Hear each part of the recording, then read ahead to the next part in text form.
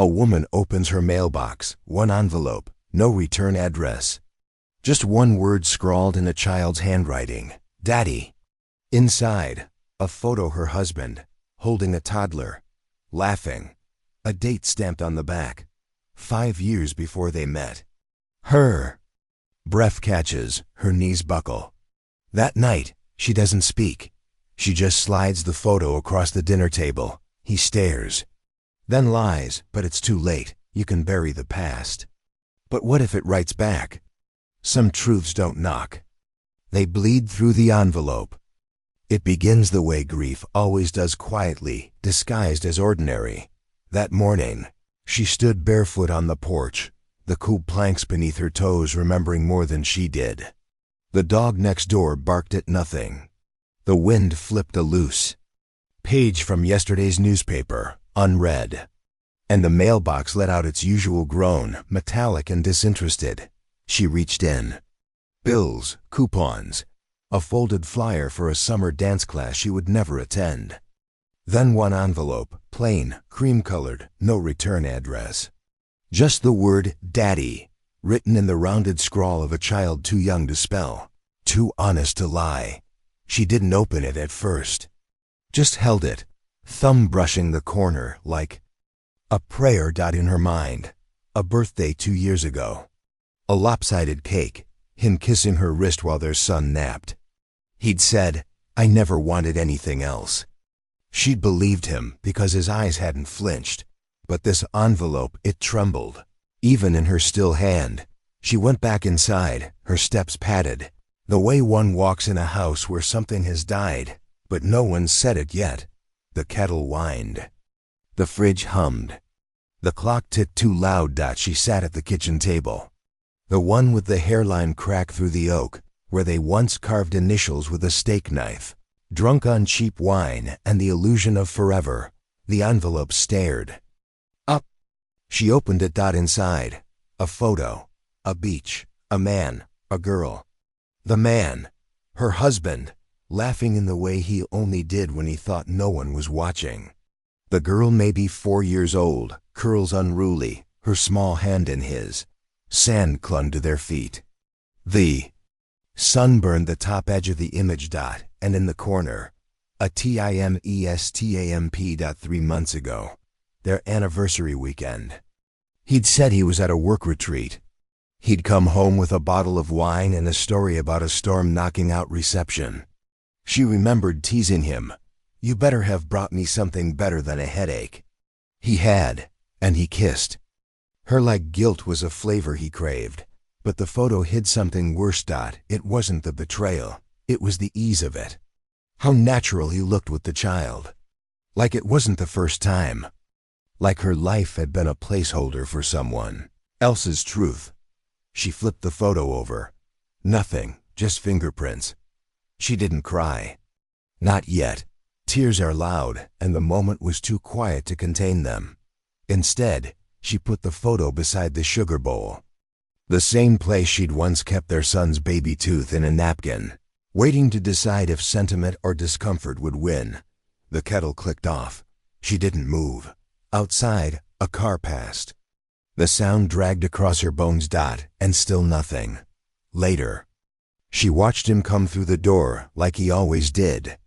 Shoulder bag slung, smile a beat too late. He kissed her cheek with practiced weight. How was your day? He asked. She lied. Long. He nodded, walked to the fridge. His back to her. He opened a beer. She noticed his shirt was new. When she hadn't bought, he turned. You okay? She almost answered. Almost said, where were you 3 months ago when I was waiting in our bed, wondering if you were dead or just inconsiderate?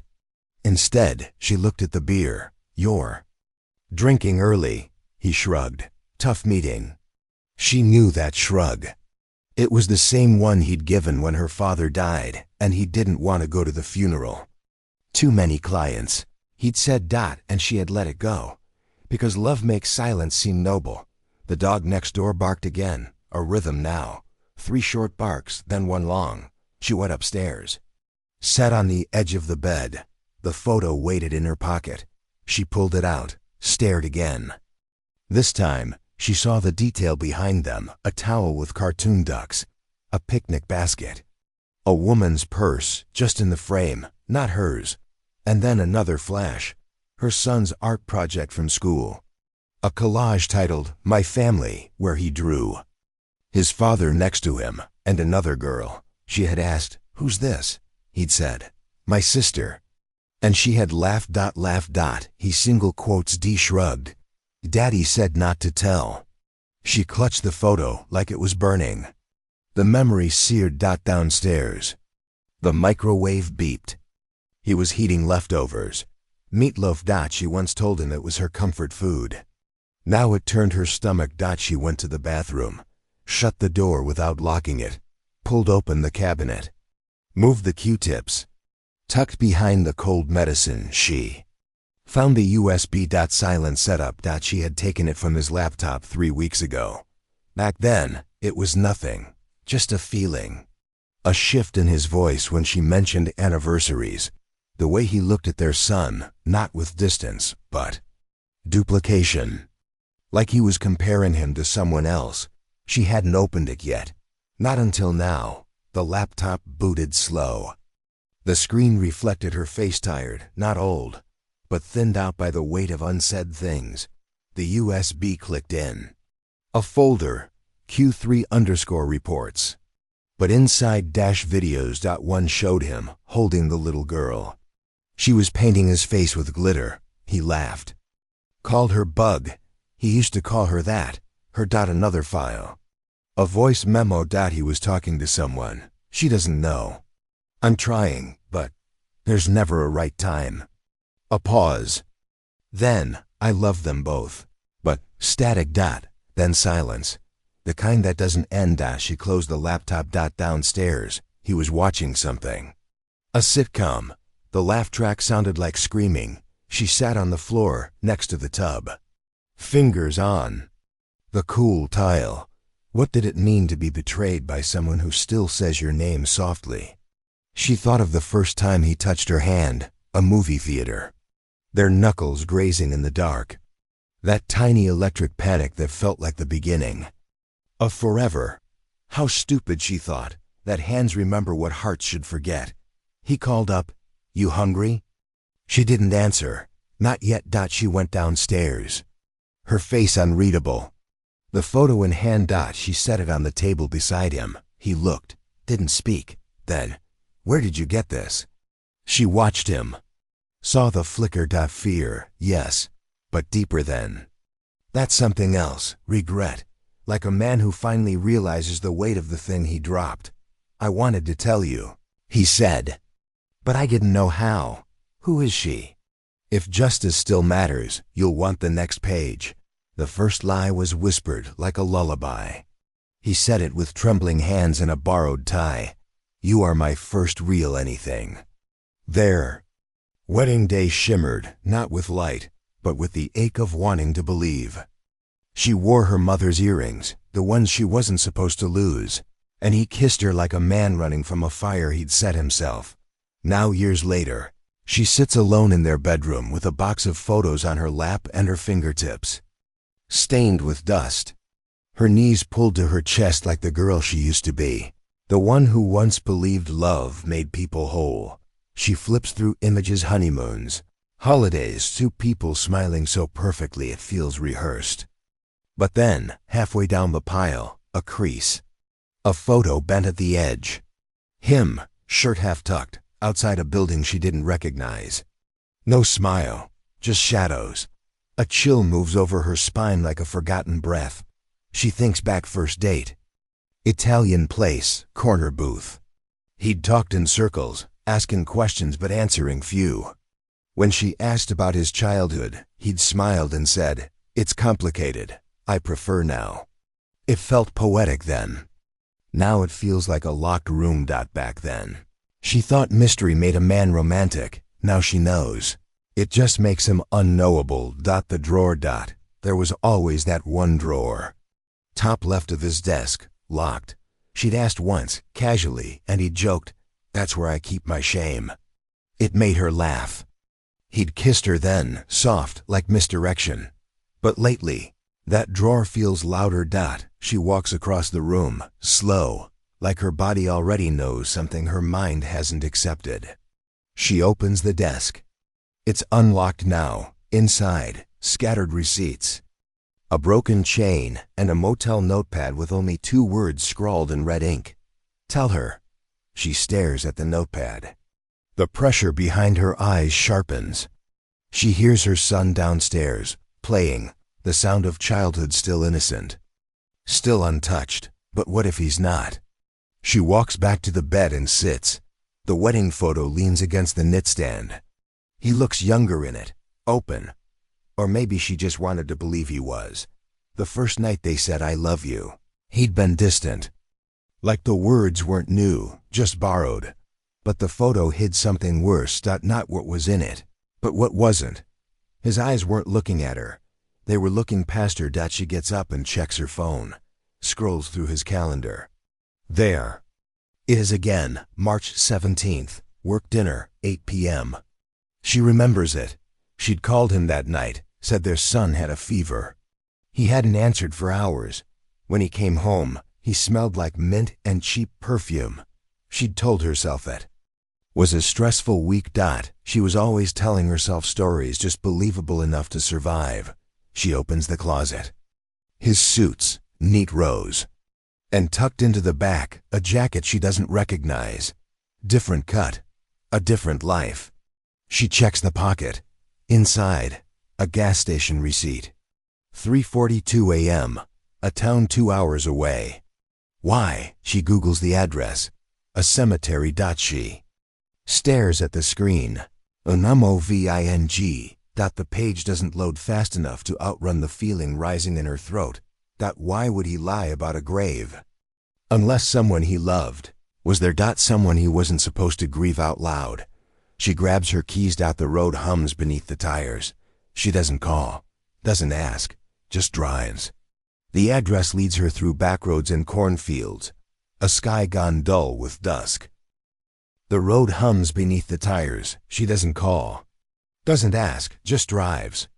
The address leads her through backroads and cornfields, a sky gone dull with dusk. The cemetery is quiet. No one else there. She walks the rows. The stones blur into one another. Then she sees it. Elaine Marshall, beloved mother. 1962 to 2006. She stops breathing. His mother's name was Mary. That's what he told her. But this stone. The date, the last name. The year he told her he moved away. Fresh. Start. No family left. She kneels down, fingertips to granite. And there, at the base, a photo sealed in resin. Him, 15 years younger, arm around a woman. A child between them, a little girl. The same curls as the one in the photo, mailed to her. The same eyes. She sits back on her heels. Not a new child. An old one. One he never told her about. A whole life before her. And the silence clicks into place like a jaw locking shut. She remembers the time. He stared out the window after their son was born, hands shaking, saying, "I'm terrified I'll ruin him." She thought he meant fatherhood, but maybe he meant memory. Maybe he meant history. The wind lifts around her, dry leaves scraping the stone. She feels the sound more than hears it, like bones being rearranged. She thinks of the way he flinches when their son falls. Not from fear, but memory. He's not heartless. He's haunted. She looks again at the photo on the grave. The girl must be older now, 10, 11, which means when he said, "You are my first real anything," he meant she was his first real lie. Emotional reversal. She drives back in silence. The sky blackens, stars flickering like they want to disappear. At home, the house is lit soft. He's in the kitchen, making tea. He turns, smiles too practiced. "Hey, everything okay?" She doesn't answer. Not yet. Instead, she walks past him to the hallway, opens the closet, pulls down a shoebox. Inside, Cards, photos, old letters. She adds the motel receipt to the box. The notepad. A feather from the cemetery gate, brittle and gray. A token. Then dash tucked under the liner. She hides a flash drive. Silent setup. He watches her from the doorway. Something uneasy in his mouth. You're being quiet. He says. She turns to face him. You told me your mother died when you were 12, she says, calm. He looks down. Then nods slow. She did. The woman who raised me wasn't my real mother, but you called her mom. He swallows. Because she was better than the one who left. There's a pause. She waits. He adds, I thought if I erased the beginning, I could love you right. He says it like an apology, but it sounds like a dare. She wants to believe him. Wants to believe a wound can make a man cruel without making him evil. But the photo sealed to that grave won't leave her mind. Neither will the curls on the child's head, or the way he touched her hand at the wedding, as if clinging to a lifeboat.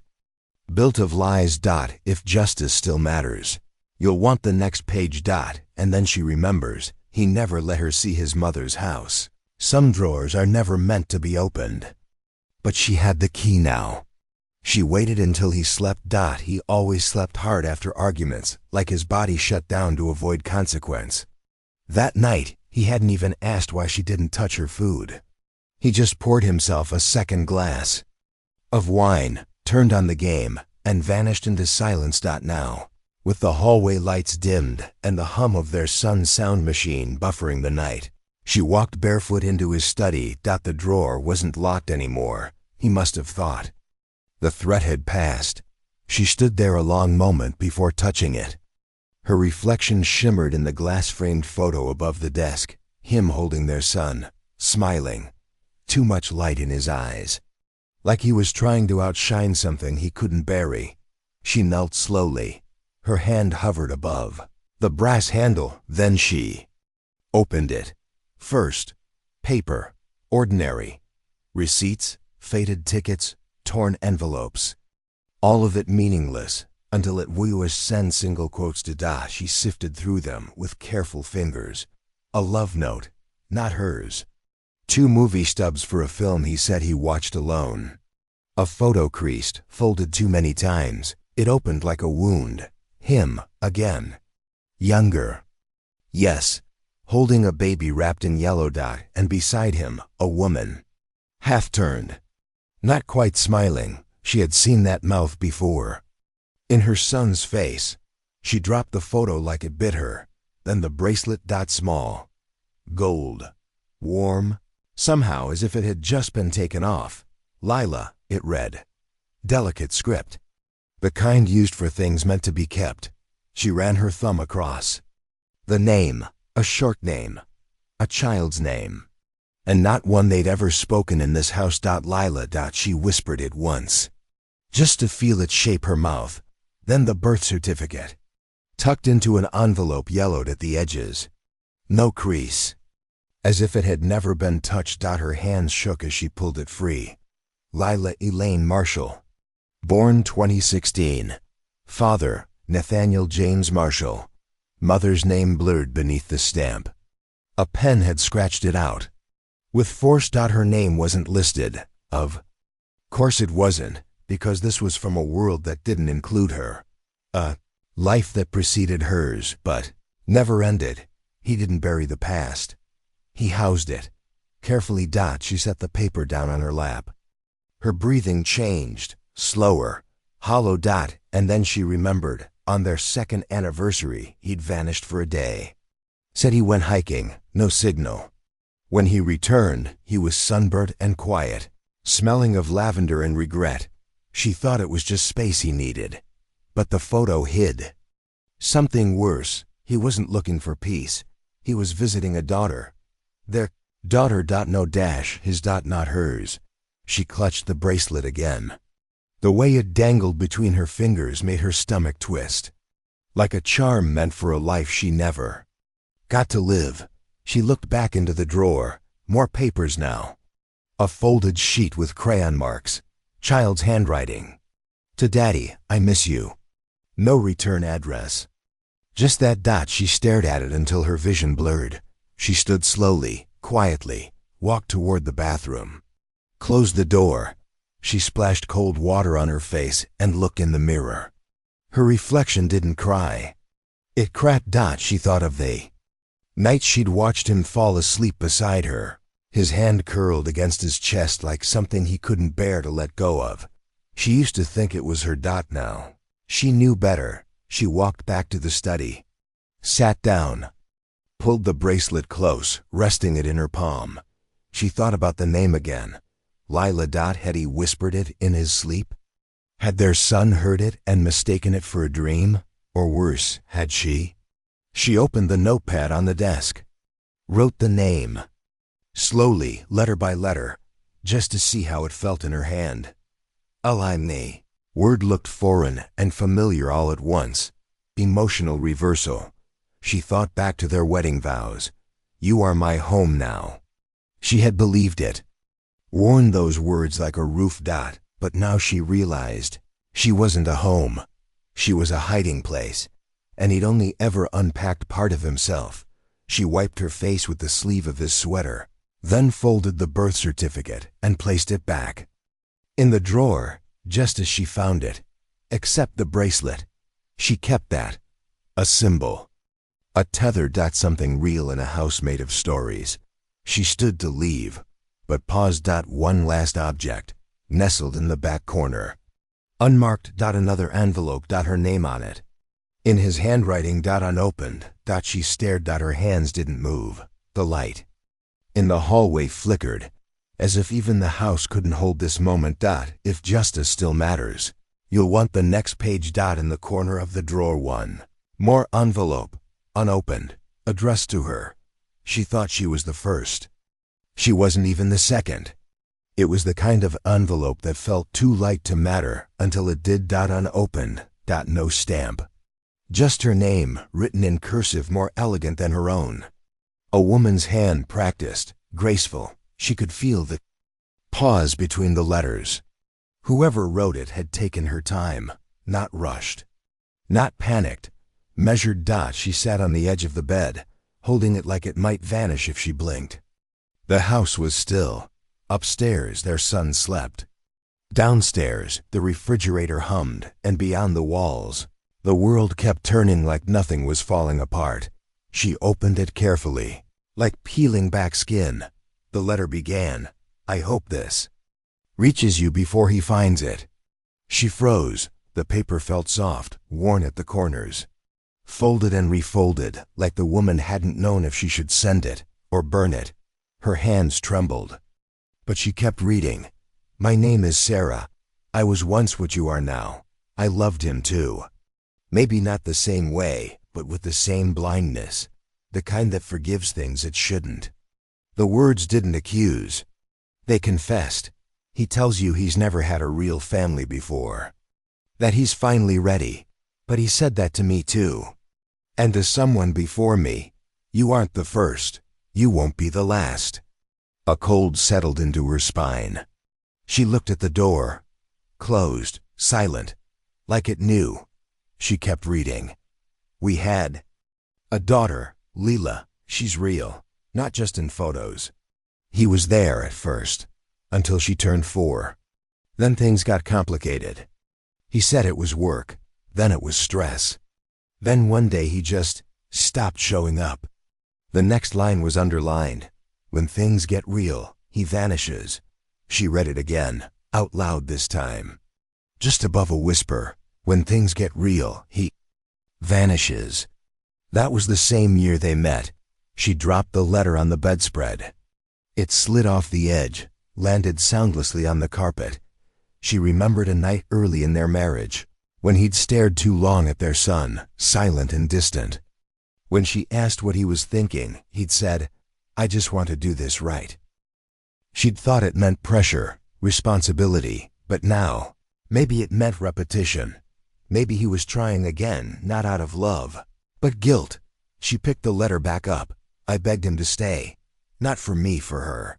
But he said he couldn't. That he wasn't built for permanence.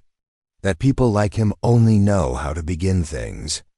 The words echoed like a scream underwater. If you're reading this, it means he didn't destroy it. Maybe part of him wanted you to know. Maybe he's tired of hiding. Or maybe ... The ink thinned here, a smudge. Like the pen paused too long. Maybe he's still lying to both of us. The letter ended with a sentence that didn't belong in a warning. I hope you're braver than I was. And beneath it, a line that nearly stopped her heart. Please write me back. I need to know how this ends. There was no return address. Only a name. Sarah. She folded the letter again, but it wouldn't close the same. The crease resisted like. The truth didn't want to be hidden again. She walked to the window and stared out at the dark. The street was empty. The wind moved the branches like arms reaching for answers. She whispered the name again.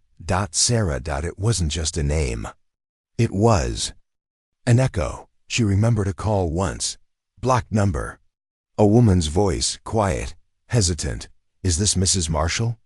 She'd said yes, but the line had gone dead. She thought it was a wrong number. It wasn't, but the photo hid something worse. Not Lila, not the bracelet, not even the note in the drawer. It was this, the warning she never got. Because it had never been sent, because someone had stopped it. She pulled her phone from the nightstand, sat cross-legged on the bed, entered the name, Sarah Marshall, obituary. She didn't expect it to return anything, but it did. Third link down, obituary from 2 years ago. Simple, no photo.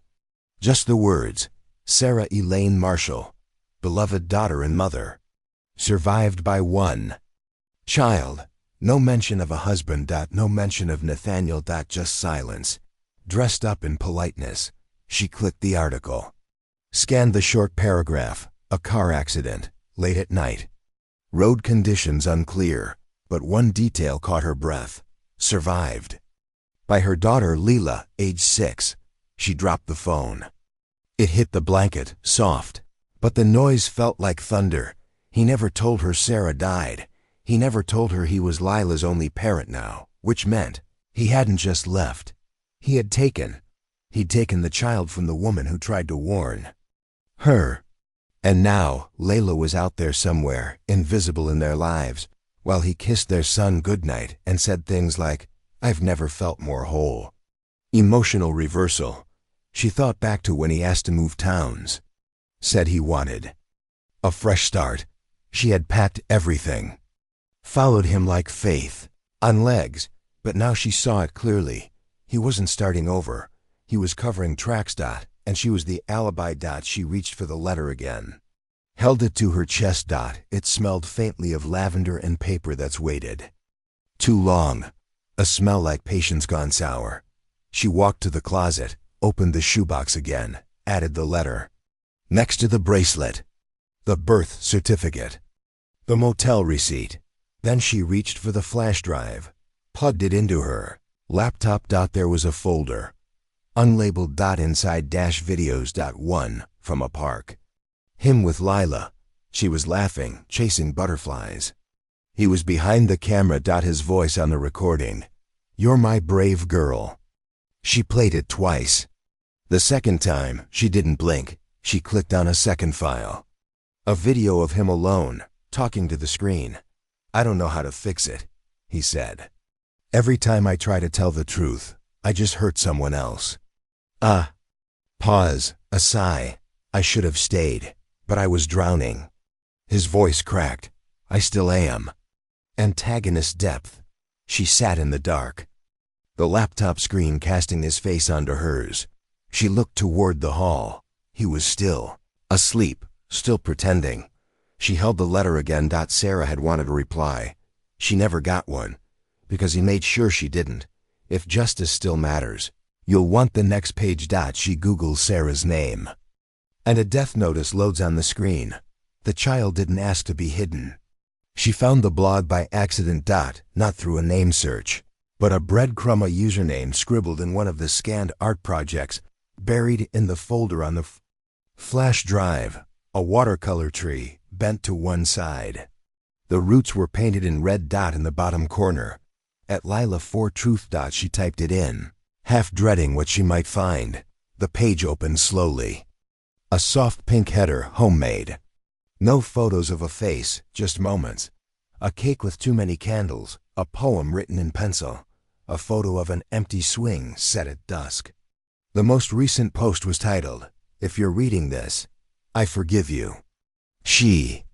Read the whole entry twice before she could breathe again.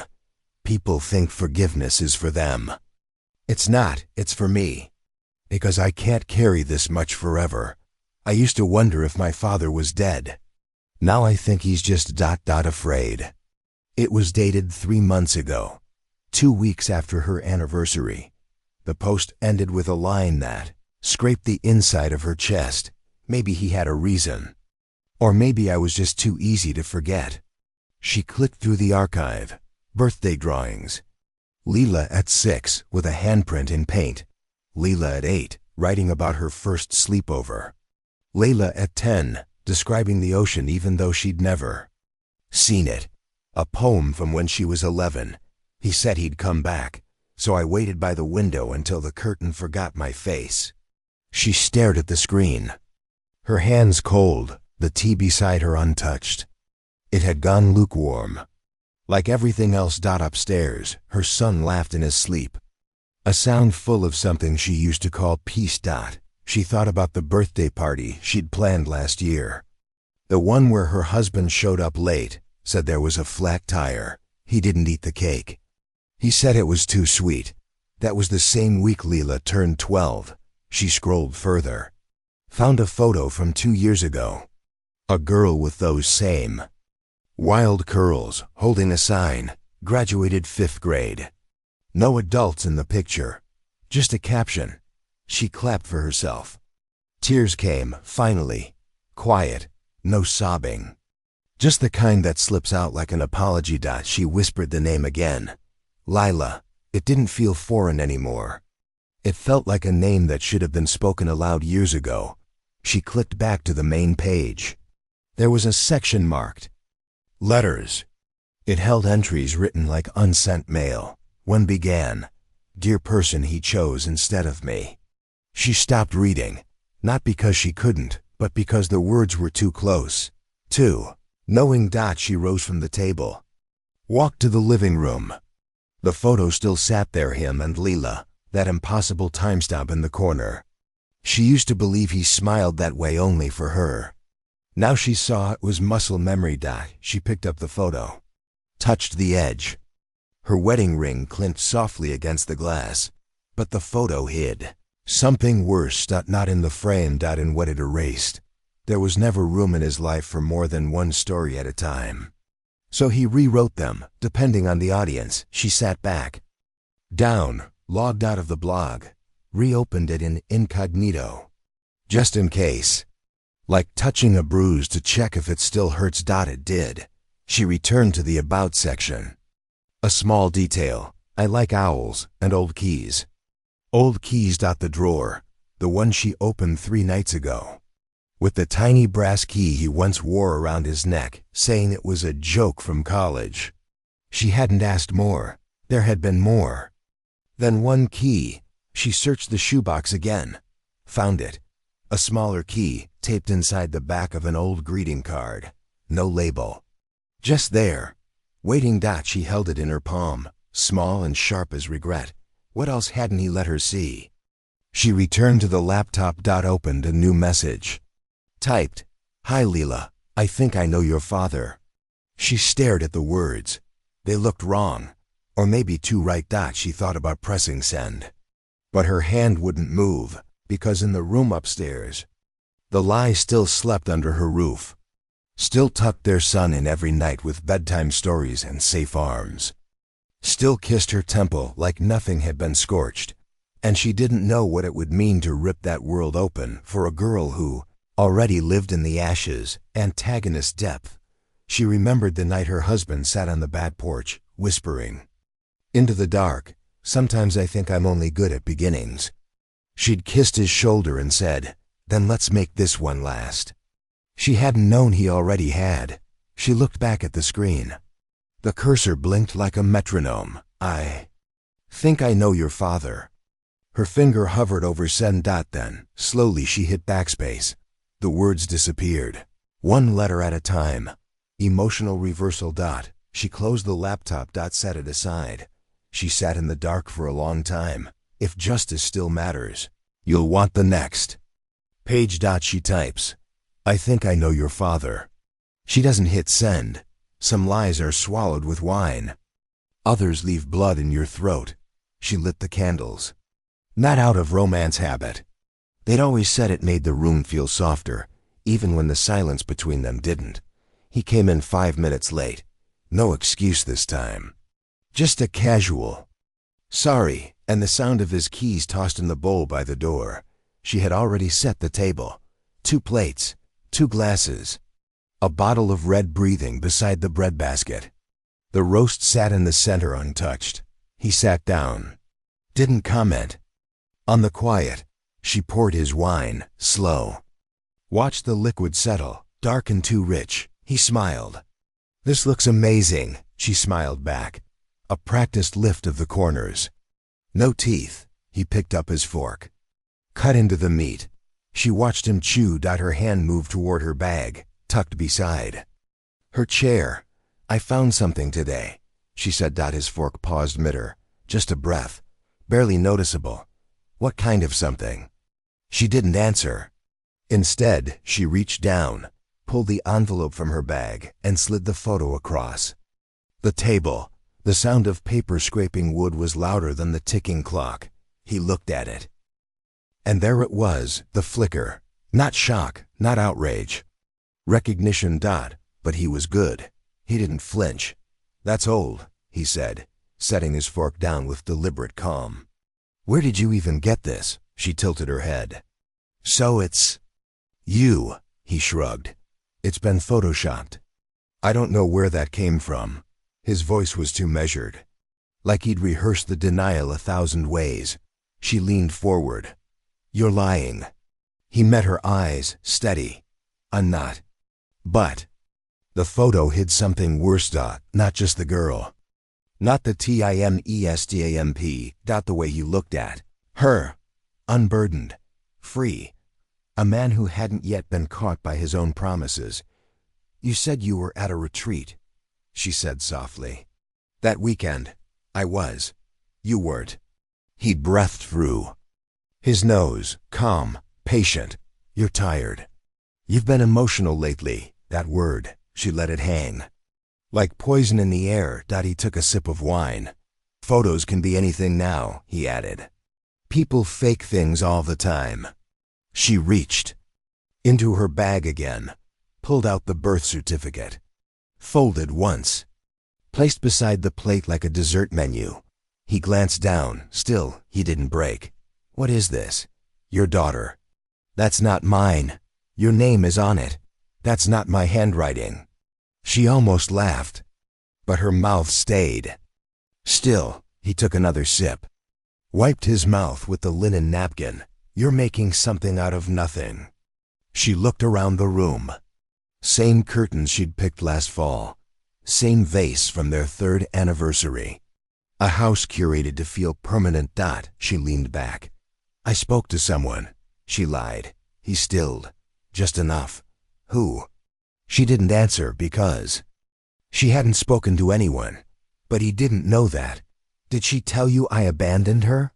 He said. The shift was microscopic. A slip in tone. You said she didn't exist. She replied.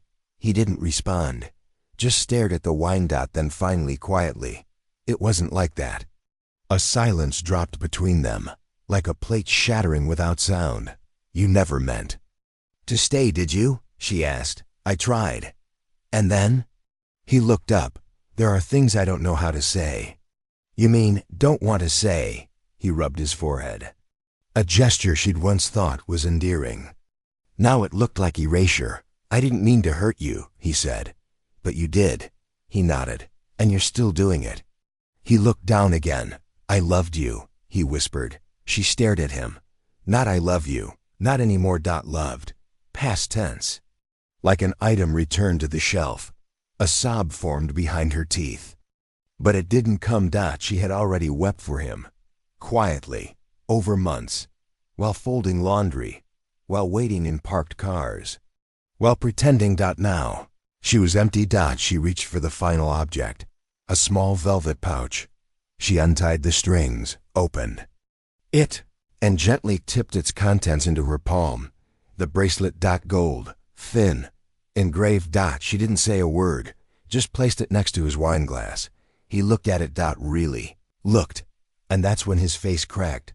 The practiced calm drained from his features. His hand trembled, his mouth opened, but nothing came, not a lie, not even a breath, because the bracelet didn't just belong to a child. It belonged to him. To the version of him he buried. To the story he'd hoped she'd never unearthed. Emotional reversal.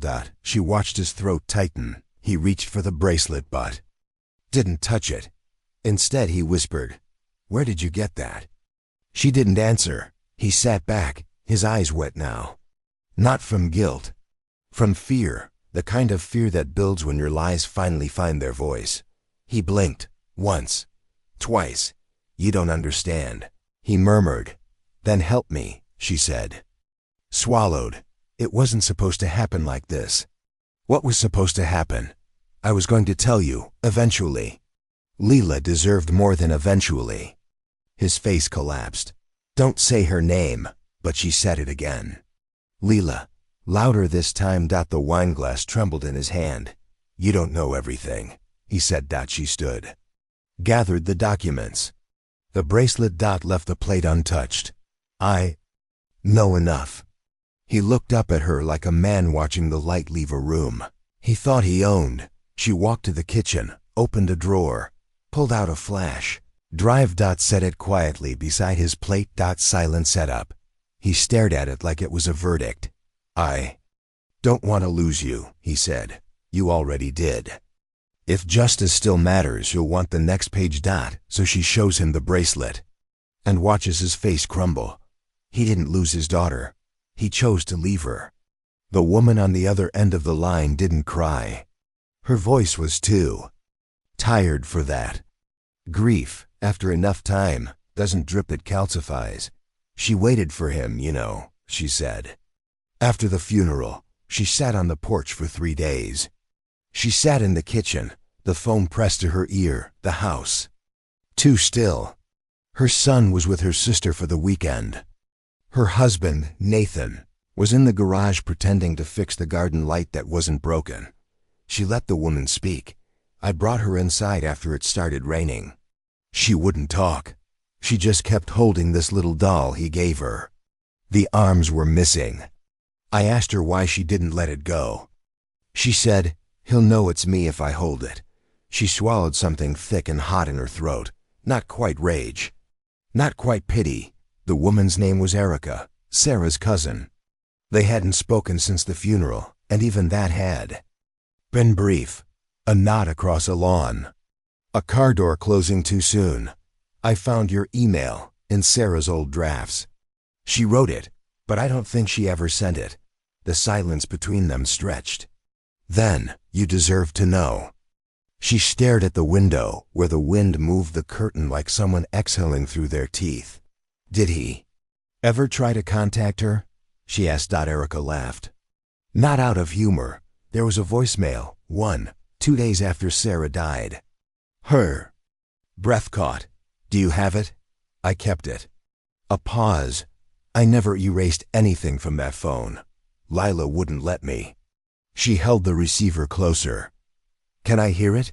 There was a crackle. Shuffling, then sound a click. A beep. Nathan's voice, younger but unmistakable. "Hey, it's me. I just heard. I'm sorry. I don't know what to say. I'm not good at this. I hope Leela's okay. Tell her I'm thinking of her." Then silence. Then something else. Faint. A smaller voice. "Daddy? Are you coming back?" The call ended, and something in her did, too. She placed the phone down gently. As if setting a stone into a grave. She stared at the center of the table. The wood grain looked different now. Like scars that had always been there, waiting for her to notice. She remembered the first time he told her he wanted kids. His voice low, soft. "I think I'd be better at it this time." She thought he meant as a father. She hadn't realized he meant as a repeat. She walked to the bookshelf, pulled out the black journal he never touched anymore, flipped through it, receipts, notes, an old grocery list. Nothing much.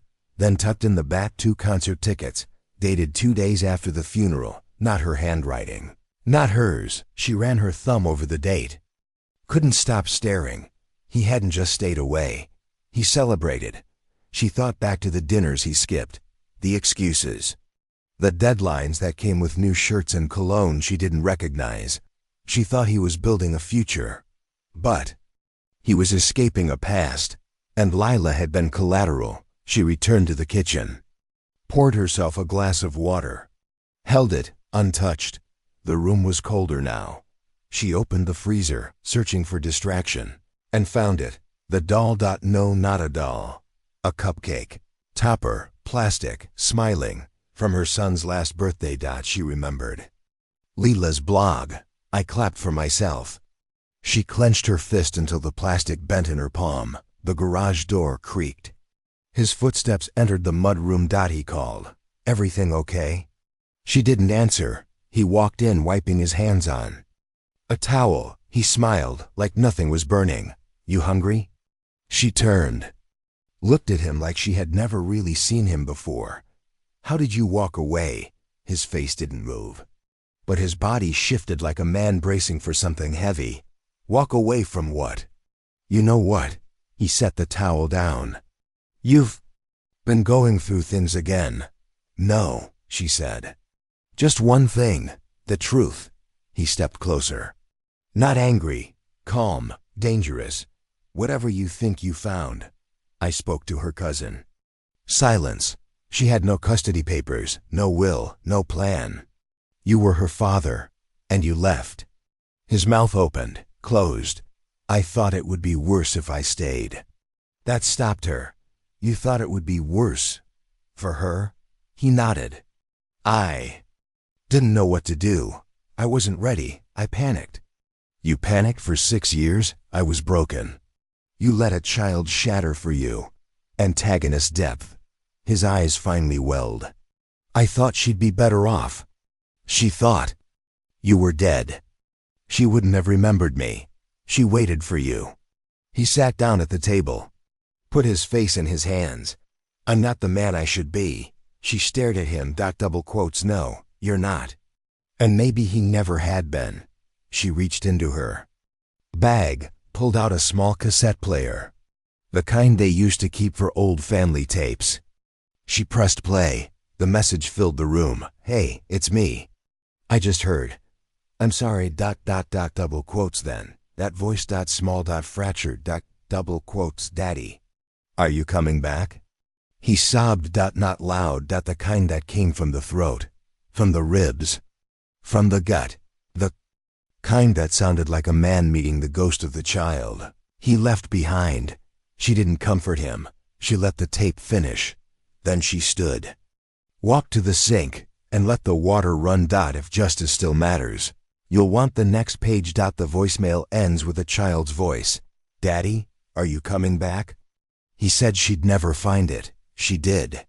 The road bent like it was hiding something.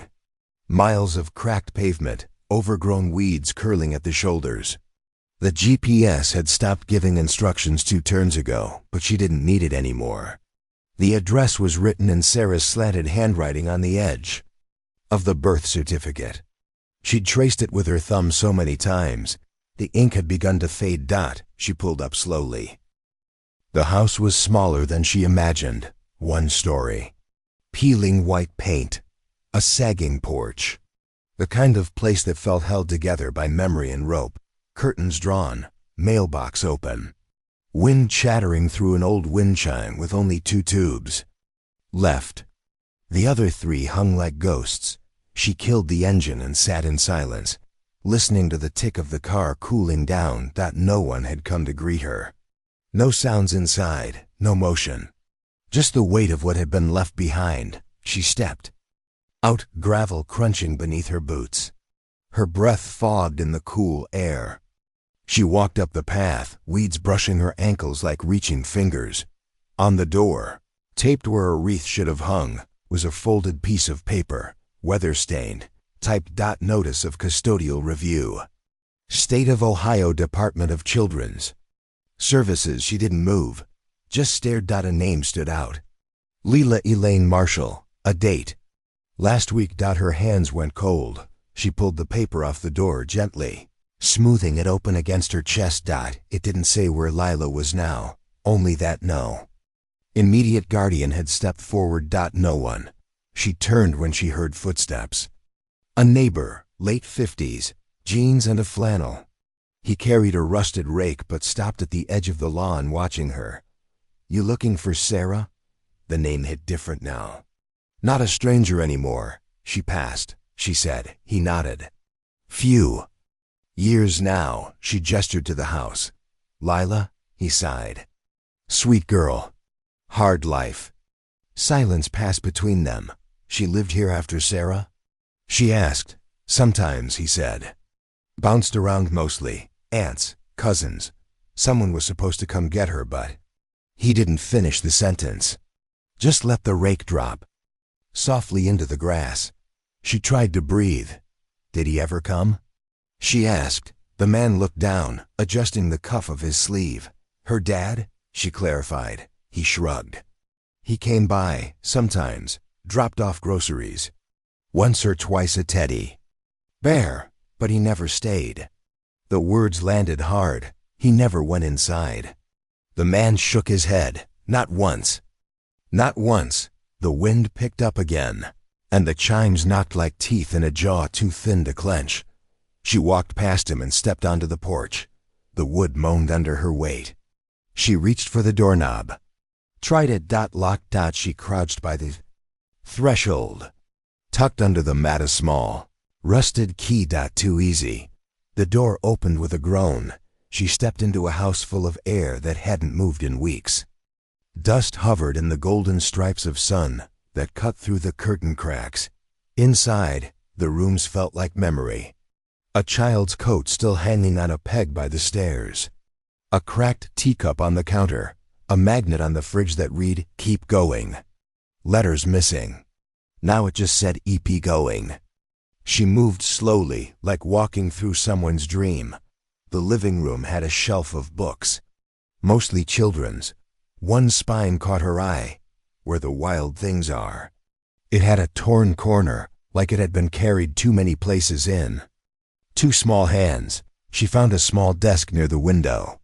On it, a notebook. Purple cover. Glitter stained. She opened it. First page. "Dear Daddy, if you ever come back, here's what I want you to know." She closed the book. She couldn't read the rest. The house was too loud now, not in sound, but in absence. She turned toward the hall. A room at the end, cracked open. Inside, a bed not made. A child's room. Posters on the wall. A stuffed owl missing an eye on the pillow. A calendar with no marks past last spring. But the photo hid something worse. On the desk, a frame turned face down. She picked it up. Lila, age 6, in a paper crown. Her smile full and bright. Arms around a cake.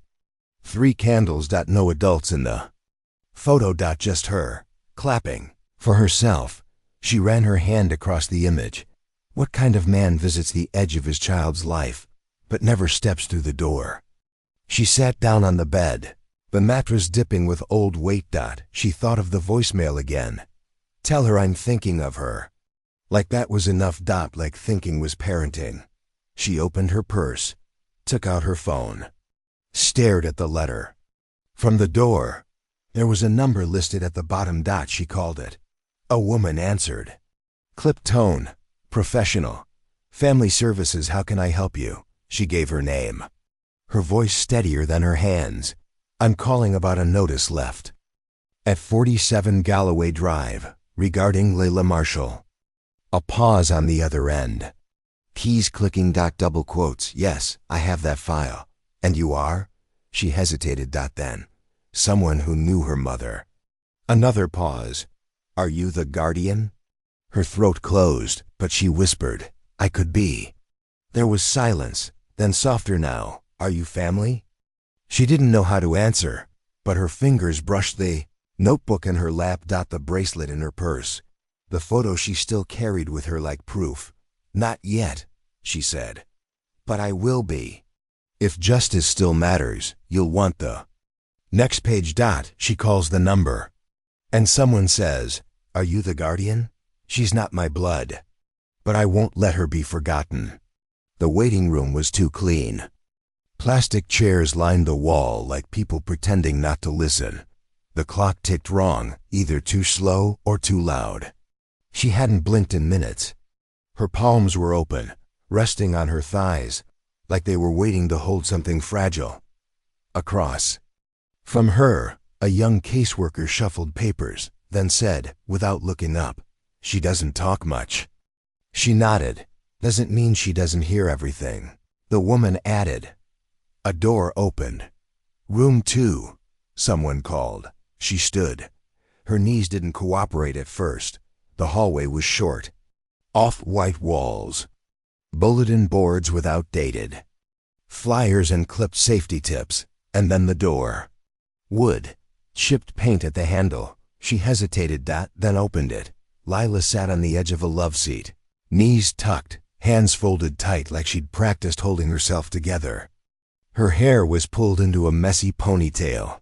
She wore a blue hoodie too big for her, the sleeves bunched around her wrists. She didn't look up. She didn't have to, because somehow, the moment was already full. She stepped inside, quiet, no introductions, just breath and ache. I'm not here to ask you for anything, she said. I just wanted to see you. Lila didn't move. She sat down across from her, left a space between them, just wide enough to carry all the things no one ever said. Room smelled like cleaning fluid and pencil shavings. You don't have to talk. Lila's eyes flicked up once, then away. She reached into her pocket, pulled out the velvet pouch. Her fingers trembled. Not from fear, from the weight of knowing what something small can carry. I found this, she said. In a drawer he kept locked. She opened the pouch. The bracelet slipped into her palm like it remembered the wrist it used to know. I think it's yours. She set it on the table between them. Lila stared, her shoulders stiffened. Then she blinked. Once. Long and slow. The kind of blink that tries not to become a cry. I used to wear it every day, she said. Her voice was softer than expected. Not broken. Just stretched too thin, I figured, she said. Then one day, it disappeared. I think he kept it, she whispered. Lila didn't nod, didn't argue, but something shifted. Her spine relaxed. Her hands opened. That house, Layla said, it never felt like mine after she died. She meant Sarah, but didn't say the name. She didn't have to. I saw your drawings, she said gently. The ones on your blog, the ocean. Lila gave the smallest smile. Never seen it, I just imagine it. You'll see it. A pause, not a promise, a truth, because some people deserve to see something that didn't run away. Lila picked up the bracelet, held it like a question. Why did he leave? It wasn't an accusation. It was worse. It was a child trying to make sense of a hole she was told not to look into. She took a breath. He thought he didn't deserve to stay. Lila looked up. That's not the same as leaving, I know. She leaned forward, elbows on her knees. I'm not here to fix it. I can't fix what he broke. Lila's jaw tensed.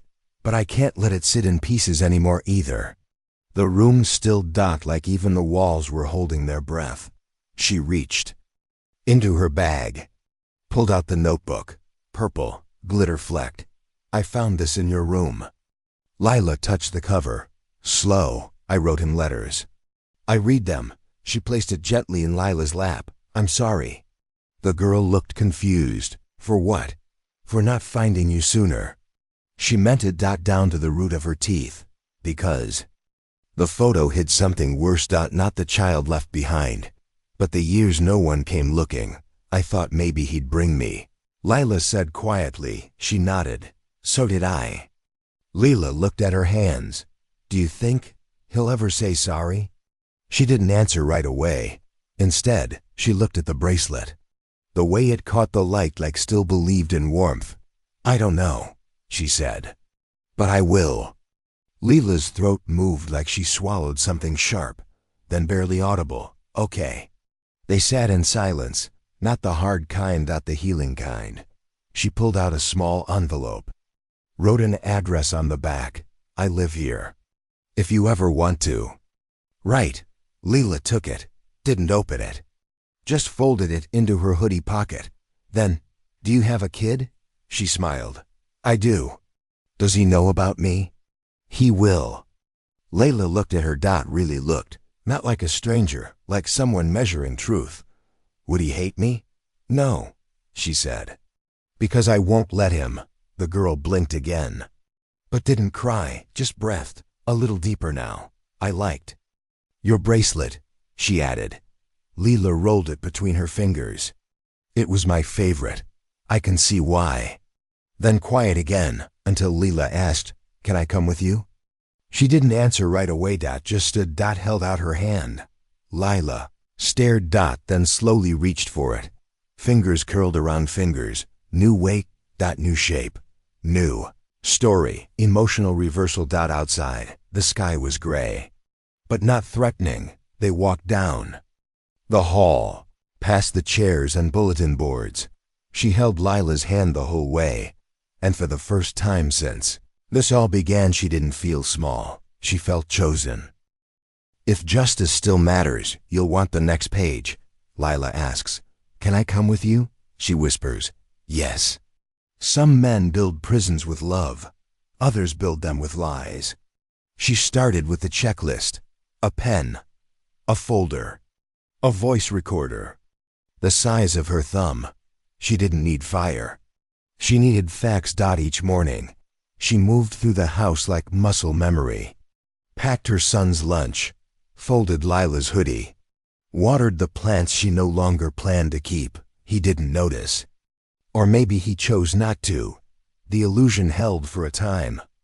But every evening, after dinner, after dishes, after the lull of domestic routine, she disappeared into the guest room.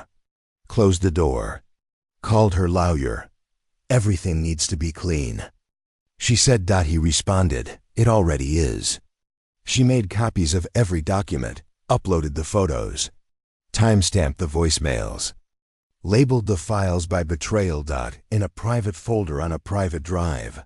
She renamed the audio recording from that night at the table, confession_complete. WAV. She listened to it once more. Not because she doubted, because she needed to remember. The tone, he had said, I thought I was doing the right thing. Then added, after a long silence, but I was just trying not to drown. She paused the clip right there. Because the photo hid something worse. Not the girl he left, but the man he still pretended to be. She met with the bank quietly, opened her own account, moved what mattered, left behind the noise, even revenge, she realized could be quiet. Lila watched from the hallway some nights. Never asked what she was doing. But one evening, after brushing her teeth, she handed her the bracelet. You keep it, she said. She almost wept. Instead, she tucked it into her purse like a vow. The morning of the confrontation, the sky was neither bright nor dull. It was blank like a page before ink. He was already in the kitchen when she entered. He was buttering toast. He looked up, smiled. Coffee? She shook her head. No thanks. He raised a brow. You're up early. She sat across from him. Calm. I need to talk to you. He kept buttering. About? I'm leaving. His hands paused. Where are you going? She didn't blink. With Lila, with our son. Away from this. The knife clicked against the counter.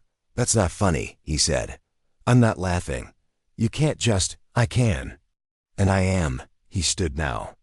Too quick. You don't even know what you're doing. I do. His voice rose. You're being irrational.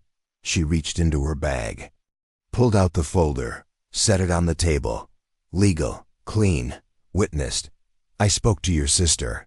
She's listed as neutral contact. He stared at it like it was poison. Then he reached for it. She slid it away. You can read it when I'm gone. He swallowed hard. You can't take my son. She smiled, soft. He's our son, but only one of us. Lied about having another. He opened his mouth, but she cut him off. And Lila? She knows now. Everything. She still wants a father, but not the one who vanishes. He looked at her like he was drowning in a puddle, not deep, just exposed. I gave you everything. He sighed. No, she whispered. You gave me almost. And almost is what breaks people. He sat down again, hands trembling now. Was I that bad? No, she said. You were just never real. He covered his face. The first sob hit quietly. It didn't move her. She stood, walked toward the door, paused only to slide the flash. Drive onto the counter. The truth, she said, is archived. If anything happens to me, it goes to the court, to the press, to everyone you've ever lied to.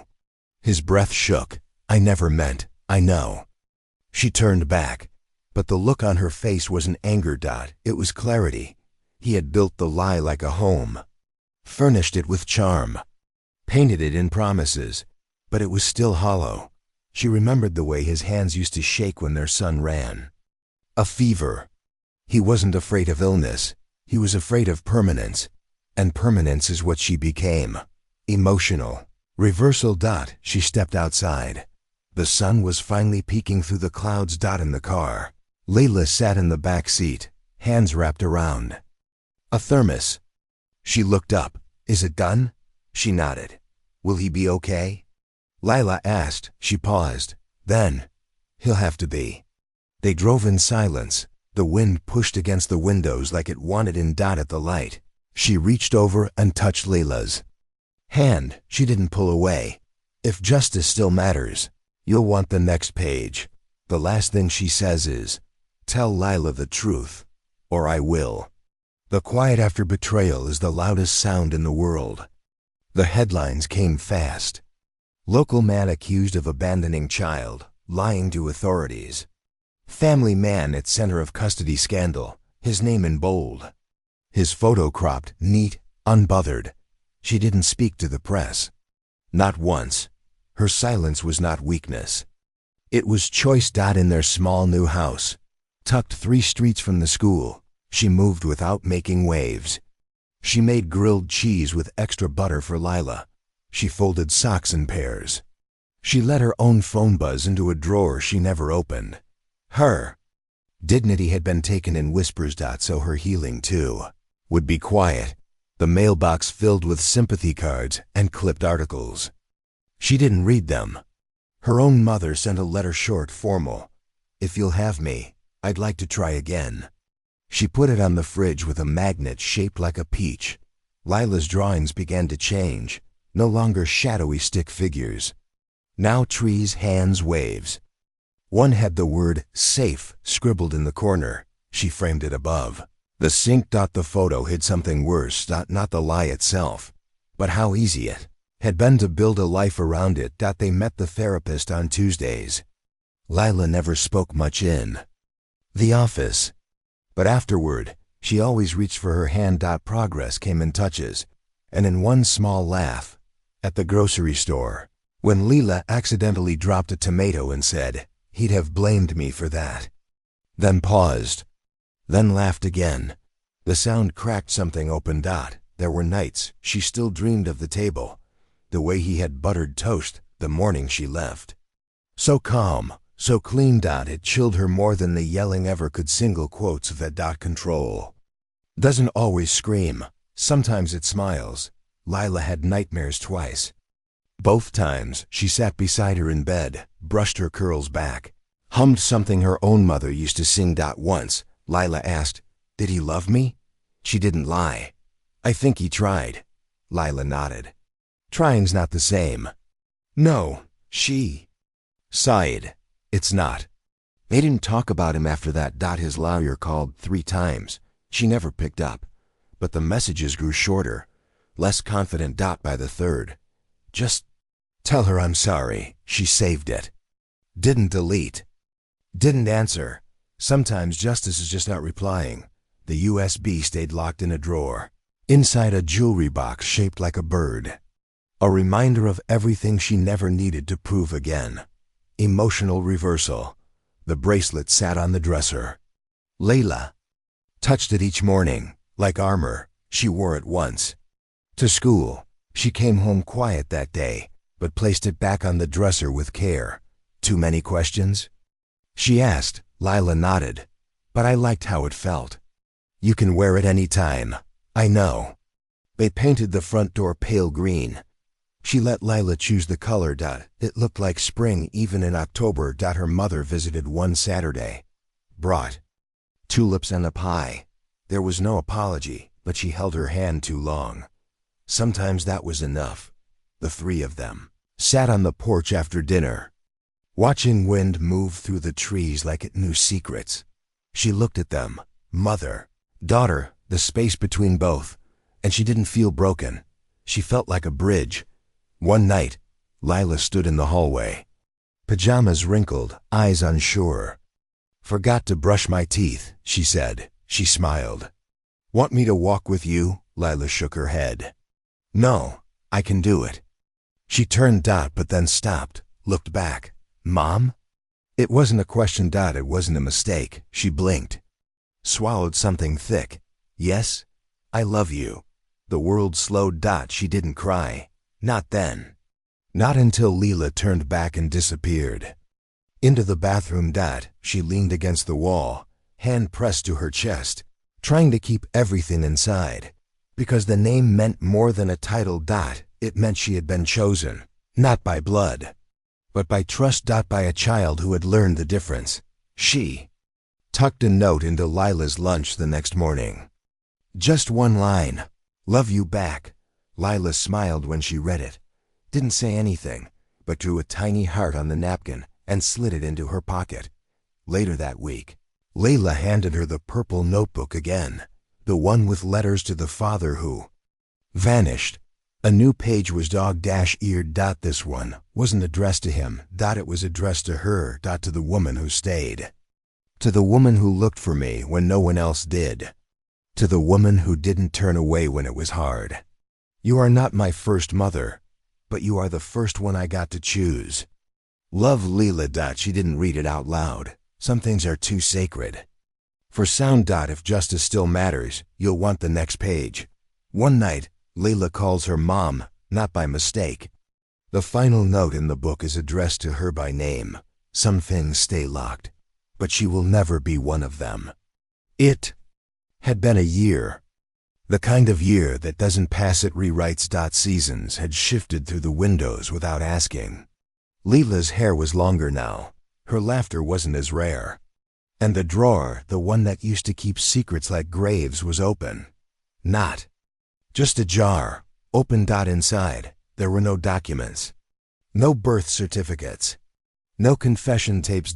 Just folded poems in Lila's handwriting, some barely spelled right.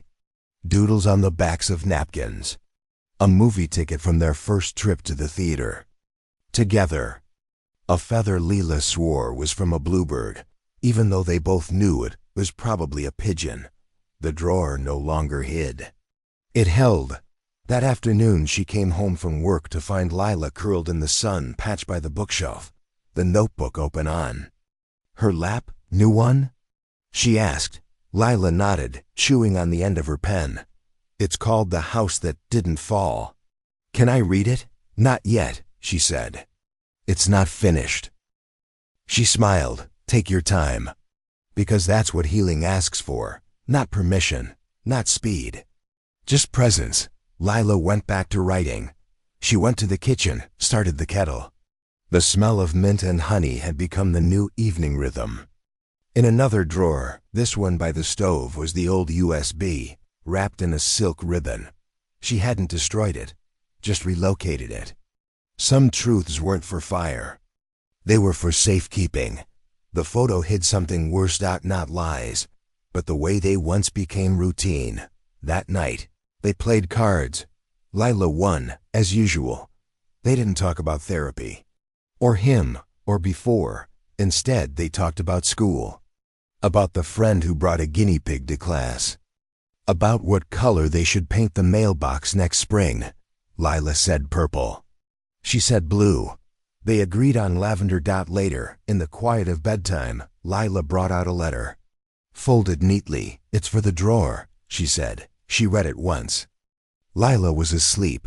Dear me, you are not what he didn't want. You are what she came for. Keep writing.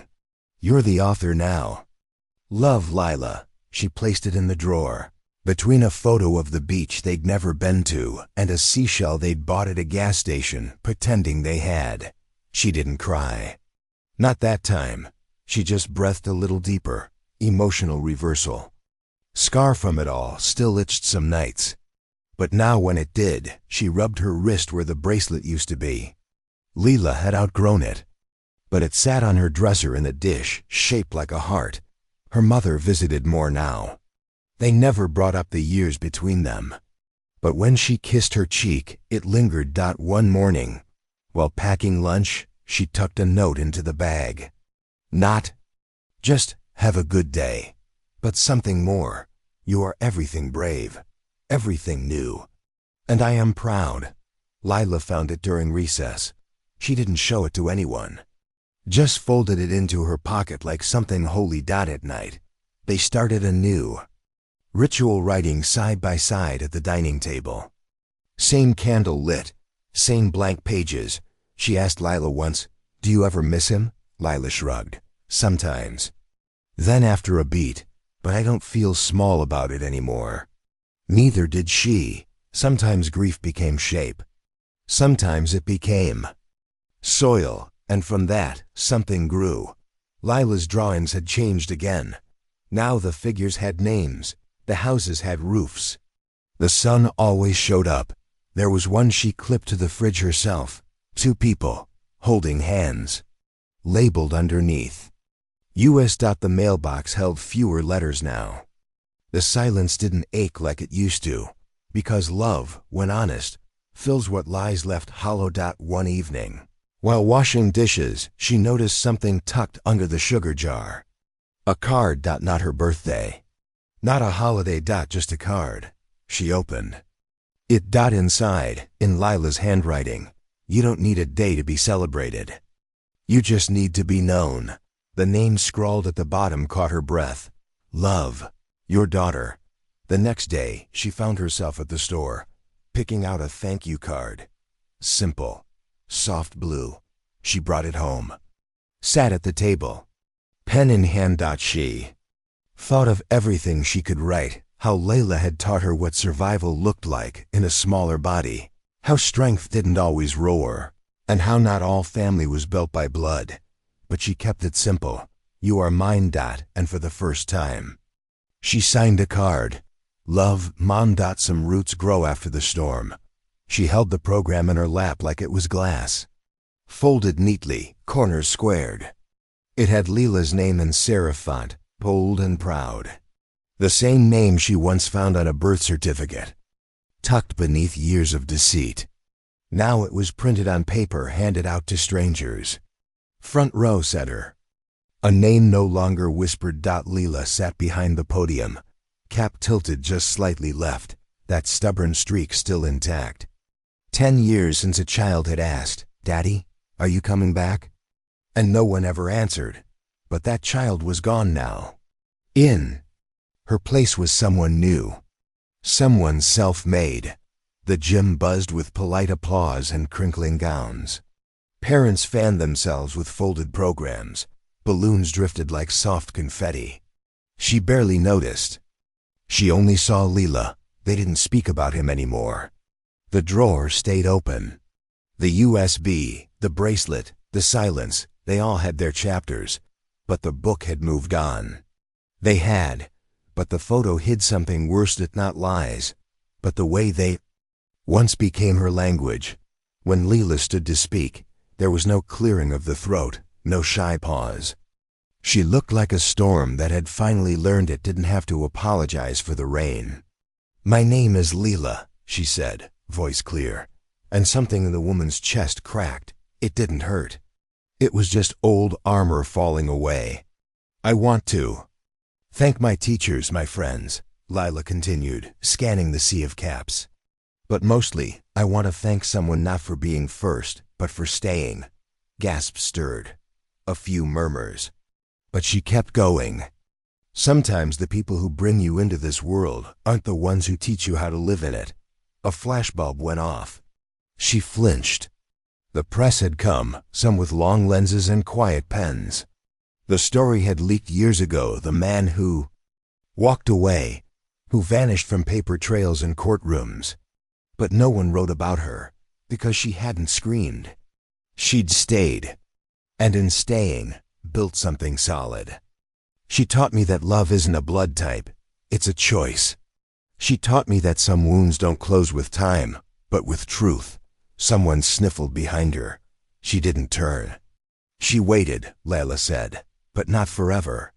"And we didn't wait for him to come back. We lived." The woman blinked once. Twice. It was like someone had untied a knot in her spine. Emotional reversal. The woman remembered the first time Leela called her mom. Not by accident, not in passing. Just in the quiet of a night when nightmares crept, and she whispered, "Mom?" Now it was public. Claimed. Named. Lila glanced down at the paper in her hand, then back up. "Last line," she said, eyes shining. She unfolded the final note from her speech. To the woman who answered the letter. And the world stood still, the woman's. Hands didn't move. The program stayed folded in her lap. But her heart ... it ran. It danced through every dark hallway she had ever braved to reach this seat. To earn this name, people clapped, some stood. But she didn't notice. She saw only the girl who became her daughter. After the ceremony, they walked the hall lined with paper stars. Lila held her hand without asking. Her grip was confident now. No longer a question, just a belonging. "You okay?" Lila asked. She nodded. "You?" "Yeah, I meant every word." She smiled, brushing a piece of lint off Lila's sleeve. "I know." Outside, the sun was warm, not punishing. Light without interrogation. The kind of heat that lets things bloom. They passed families. Flashing cameras, proud tears. One reporter stepped forward, recorder in hand. "Miss, can we ask about your father?" Lila paused. "No," she said, with polite finality. "Ask me about my life." And they walked away. In the car, she opened the glove box to place the program inside. Next to it sat a folded note, Lila's writing. "Mom, don't ever forget. You made a home out of ruins. And I saw you, every day." She folded it again. "Kept. It's safe. The drawer stayed open. And this time, it wasn't to bury. It was to remember. If justice still matters, you'll want the next page."